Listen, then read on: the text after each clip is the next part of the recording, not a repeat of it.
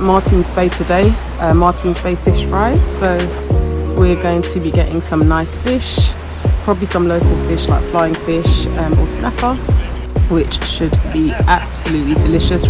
Mason should be back soon with the fish.